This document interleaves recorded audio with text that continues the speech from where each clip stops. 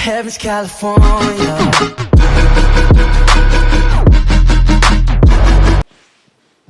Hey guys, today I'm gonna be reacting. Sorry, one second. Okay, there we go. Today I'm gonna be reacting to my girlfriend's sickness animated. I forgot who it's by Nightmare Tales. So it was suggested by Aaden, Turnbull. Hey Damian, could you react to my girlfriend's sickness by Nightmare Tales, please? Yes, I can. Before I get into this video, make sure you subscribe to me if you're not. If you haven't seen my face before, I do reactions. I'm Damian Cursa. And like, you should subscribe because like you're watching this video, so like subscribe. Like, I don't know why you're not. Like, if you're not, if you are, then cool. Stay subscribe, please. But you know, sorry, I never say I never really tell you guys to subscribe that often. I just kind of say like, comment, subscribe, like everyone does, and then I wonder why I got no subscribers. You gotta ask for them. You know what I mean? So like, please subscribe to me. Like, you know what I mean? Like, I'm great, aren't I? Like, well, I hope I am at least. I don't know. I think I'm okay. Okay, so I got my girlfriend saying this is the longest video for today, 17 minutes, 49 seconds. This is an animated story, I believe, so I don't know what you really think of this. I'm assuming she was sick with COVID-19 or something, just given the times, or I don't know, let's see. Don't know what to expect here, but let's see. Nightmare Tales, my girlfriend's sickness. I don't even know if I saw him in a Nightmare Tales video before. Story by him, okay? Or him, Sam. She's been dead 3 hours now. Sitting with my laptop, huddled in the corner of my flat, I still can't believe I'm writing this. It doesn't seem real. None of it seems real. A week ago we were on holiday together, and now I have to get this down. That's the main thing. I need to get it down, or no one will believe me. Close your curtains. Damn, I'm not even sure I believe me. Close your curtains. Although I can still see it when I shut my eyes. A part of my brain is already working to convince the rest of me it was just a dream. Just some awful, half-delirious nightmare brought on by the stress of my girlfriend's illness. It isn't, though. I know it isn't. And if I don't make a record of this now, I think something in my head is going to snap. Poppy started finding the hairs the day after we got back. We'd been on holiday to Myanmar, our first big trip together. Poppy and I have been going out 3 years, and we finally moved in together last summer. Okay. We'd been planning that trip ever since. Looking back now, it feels like the holiday happened to someone else, to some other couple. We visited the temples of Bagan, saw the lights in Yangon, even went skinny dipping after a few cocktails. Trekking was my favorite thing. We went on a handful of group hikes through the villages and the countryside, following a guide through fields of chili and ginger. We slept under the stars. It was the happiest I've been in years. But the day after we got back, things changed. That was when Poppy began finding... Stop, stupid ants! Oh my god. I don't know if you guys can hear that, but... They were in her mouth when she woke up. I still remember the first morning she told me. It was the day we were both due back at work, and I found her standing in our bathroom by the sink, frozen in front of the mirror. She didn't glance up to acknowledge me.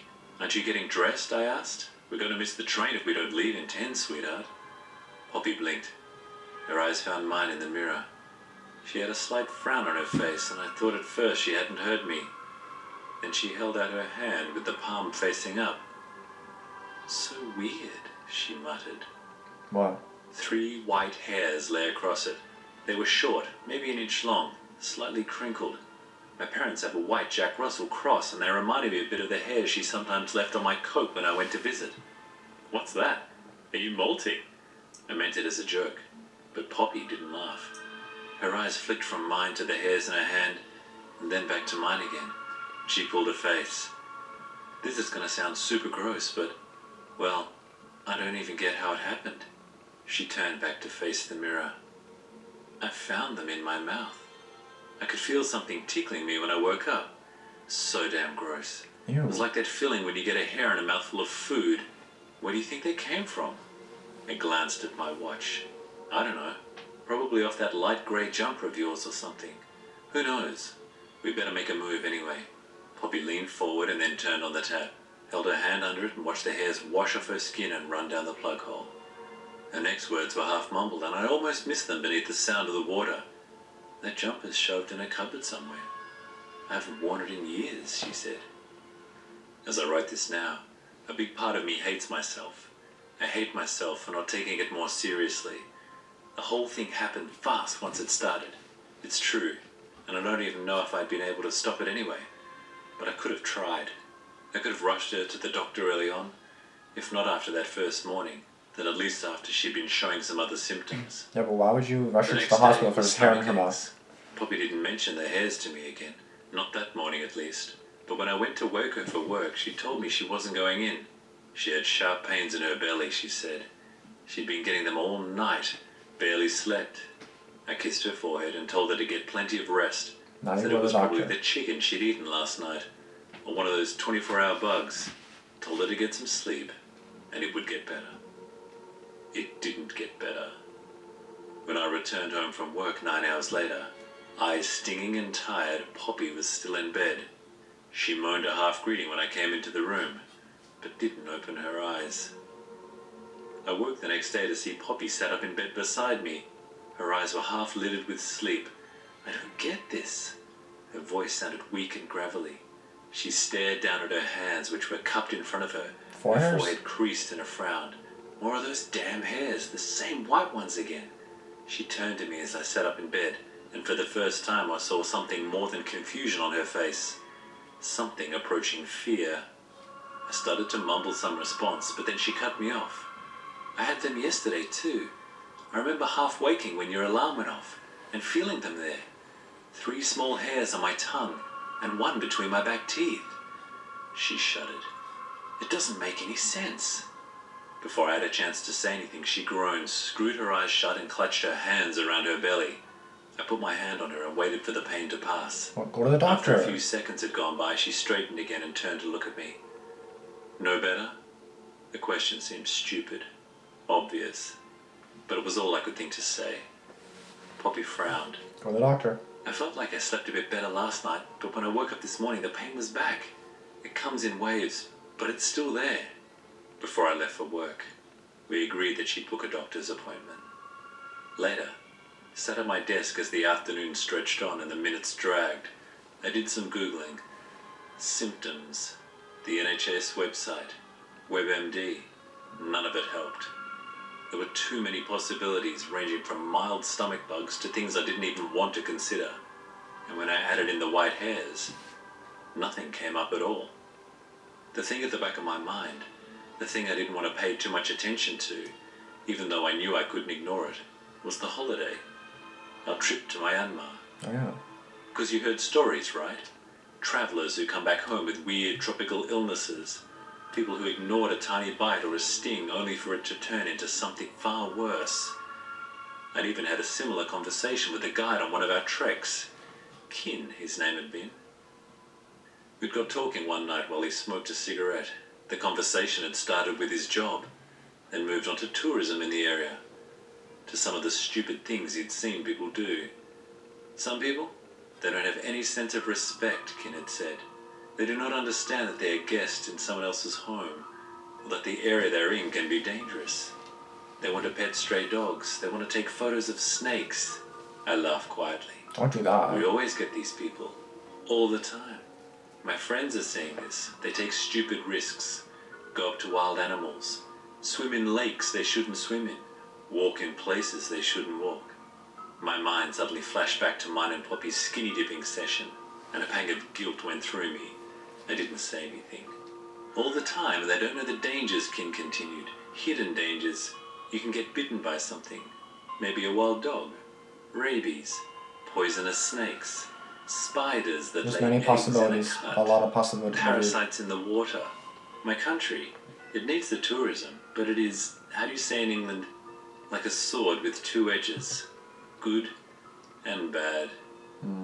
He paused and took another drag on the cigarette. Some people, they don't respect the land. They don't understand that there are old places here. Old things that have been here long before them and should not be disturbed. Poppy was worse when I got home that day. Quite a lot worse. She barely spoke and wouldn't eat the soup I made her.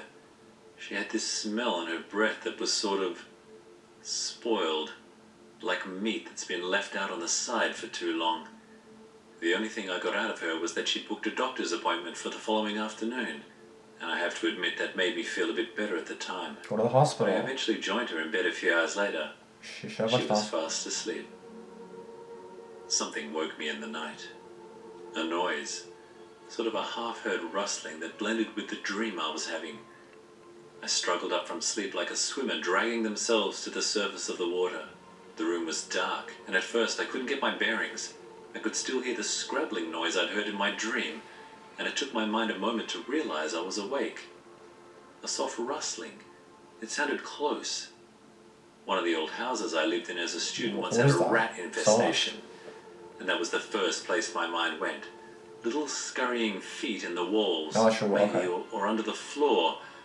That was wrong though, and I knew it was wrong. The noise was soft, but it wasn't behind the walls. There's something It was poking out. closer than that. Then, That can't be the noise breathing. stopped. I stared into the darkness, ears pricked, but I couldn't hear anything. The room was silent. With how it breathes like, Then I saw a hint of movement from the corner of my eye in Poppy's direction. I felt my breath catch in my throat. Her head was the wrong shape. Staring at her silhouette, that was the first thought to shoot across my mind. She looked wrong. I could only make out her outline in the room's thick darkness, but the shape of her head was lumpy. Like an extra jut of bone was sprouting from the place her mouth should be. I closed my eyes, hard, trying to force the sleep out of them, and two things happened at once. Poppy's dark shape shifted in the bed, and a whining noise, a soft high-pitched keening issued from her side of the bed. Then it broke off as Poppy spluttered, pulling in little hitching half-breaths and coughed some more. I held my breath.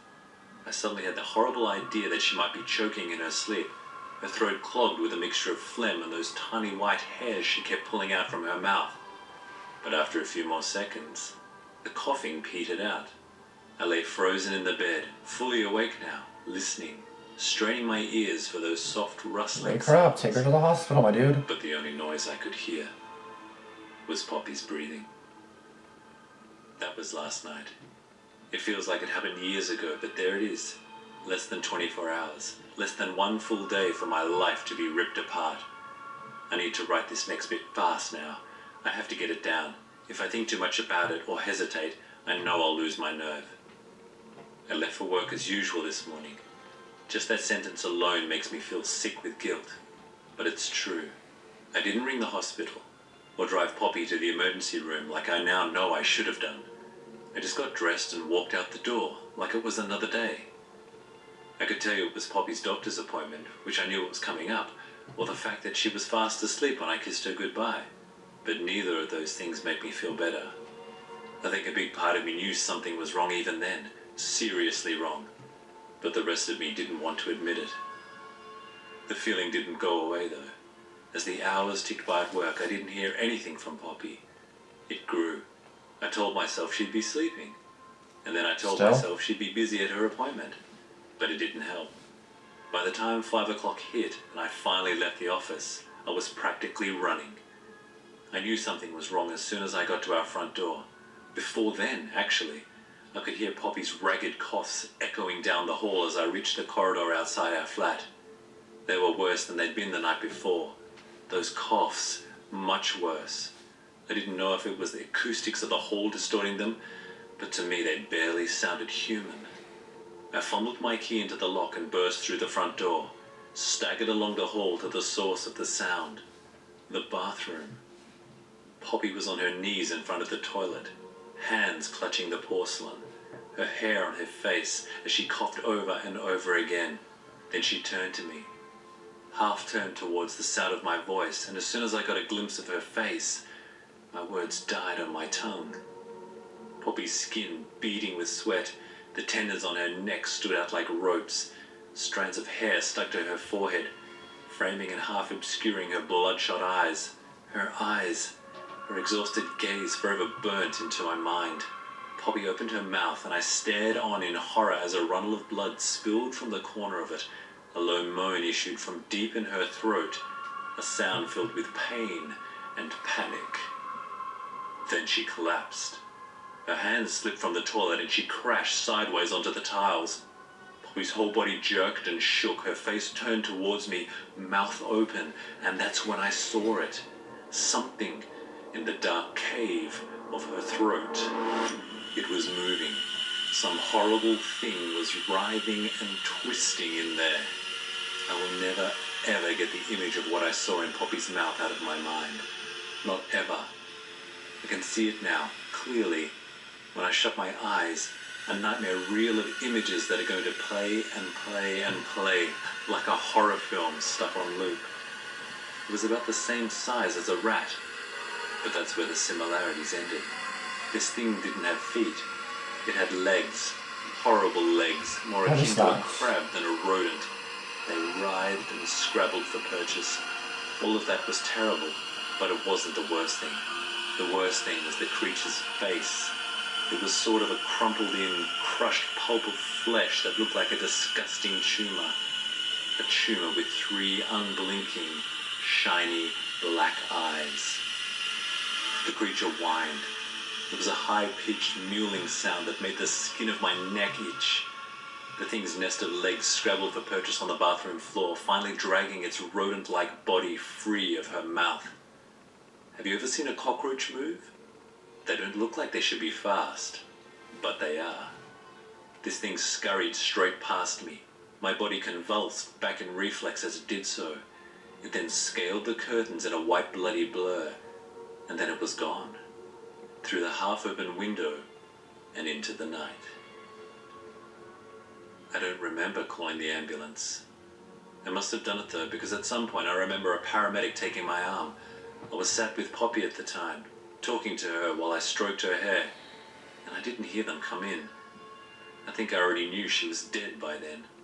She hadn't moved in a long time, and her skin felt cold.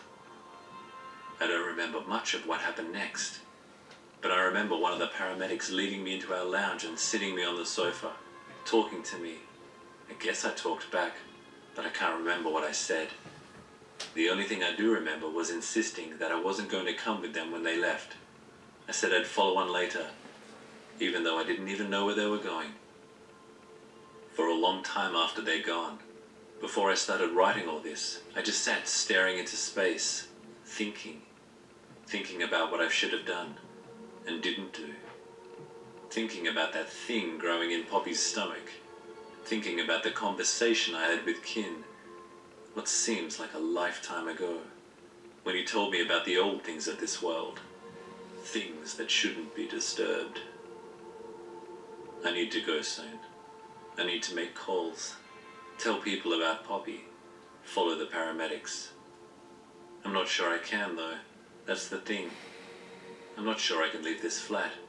A big part of me wants to walk out the door and never come back here again. But another part, quite a large part actually, keeps thinking about the darkness outside the window. That same darkness the white thing disappeared into. The white, scuttling creature that even now must be out there somewhere. Maybe lurking in the sewers, or squeezed into some dark crack in a wall, waiting.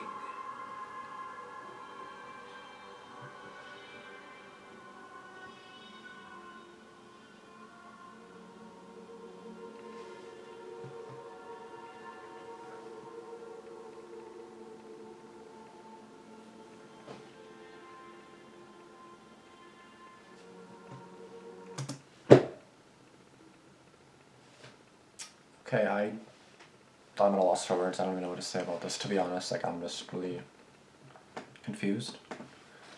Like, she went to the hospital, right? It's like, what happened? Like, you kind of just left me hanging there. Like, what are you doing, my dude? Like, I want to know what happened, you know? Like, I want to look this up and see if there's anything in the description or in the comments or something. Like, I don't know. I'm just wanting to know. It doesn't say, this is a work of fiction. Okay. Thank God it's not real. Oh my God. I thought it was real and I was like, oh my God. Because like, no, like this gets me scared. Like I know this obviously happens anyway. When people think something's wrong with them, they don't get checked. For me, it's the opposite. Like I've gone to the ER twice. I've gone to the family doctor several times. The walk-in clinic numerous times. Like I've gone to for help a lot of times, and they all say nothing, right? And like here I am, I'm still okay. I'm just tired and stuff like that. And there's nothing wrong apparently. So I don't know. I'm just convinced that something's wrong with my head. Like I don't know. I always thought I had a tumor or something. Like I was always so nervous about that stuff. It's like when I saw this, I was like, I don't like hearing about this stuff, because then if it's like sicknesses, then it's about a person with health anxiety is not going to react good to a sickness video. It's fake, but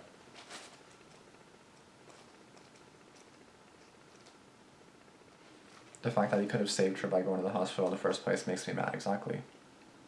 The saddest part of the story is not the spider killing her. Okay, so spider. So, oh, it was a spider, okay. That was weird, because yesterday I got up with a dream thinking that there was like a worm in my bed, and I was like, ooh. And then I got up in real life, I guess, and I was like, no, we're good, you know. But all I can really say is, like, if you're having coughing, if you're experiencing pains like that, kind of consistently, kind of like go on and off, go get checked. Like, even if it's just to the doctor's office. If it gets worse, go to the ER, obviously, you know. Like, for me, I've gone to the ER twice, found my doctor about 4 or 5 times, you know. Like, I've requested things, you know, like I want an MRI on my head just to make sure, like, once I get an MRI on my head, then I think I'll be okay, but and it comes back okay, obviously, cross my fingers. But I don't know, I just feel like when I like close my eyes, I feel dizzy. Like, if I close my eyes right now, like sitting up, then I feel okay, but I feel kind of like somewhat dizzy. And when I open my eyes, it's like everything kind of like spins a little bit. So like, wait, let me try that again.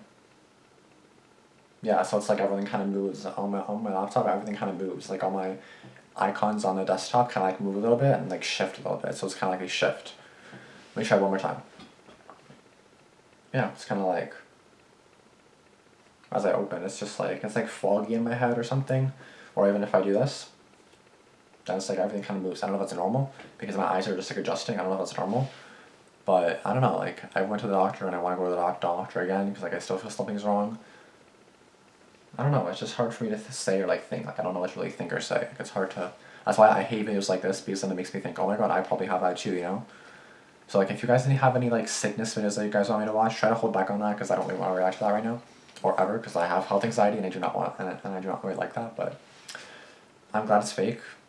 But he could have saved her by going to the hospital. That's all he had to do. The only thing that makes me feel better about my health anxiety is that I did go to the doctor several times already. It's not like I haven't gone once, so, you know, it's like at least I've gone to get checked, and apparently everything seems okay, so I mean, I don't know. But yeah, thank you guys for watching. Like, comment, subscribe, let me know other suggestions you may have in the comments below, and I'll see you guys in the next video. Peace out.